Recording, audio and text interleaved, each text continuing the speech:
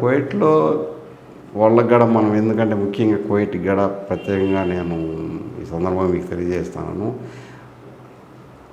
దాదాపు ఒక 40 ఏళ్ళ నుంచి కూడా కువైట్ తరపున మనోళ్ళు ఎంతోమంది మన కడప జిల్లానే కాదు, ఈస్ట్ వెస్ట్ గోదావరి చాలామంది కూడా ఈరోజు కరువు ఉండింది. మనకు కనీసం 20 ఏళ్ళు ఉండింది, 15-20 ఏళ్ళు కరువు ఉండింది.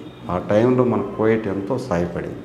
కువైట్ దేశానికి కూడా మనం ప్రత్యేకంగా నిజంగా మనం ధన్యవాదాలు తెలుపుకోవాలి. ఎందుకంటే వేరే వాళ్ళు దేశమైనా కానీ మనకు ఆదరించి హక్కును చేర్చుకొని ఈ విధంగా 10 మందికి కూడా 10 రూపాయలు డబ్బులు సంపాదించుకొని ఈరోజు ఇండ్లు పొలాలు ఇన్ని చేసుకున్నామంటే అది కువైట్తో సాయం చేసినట్టే కదా మనకు ఆ దేశం.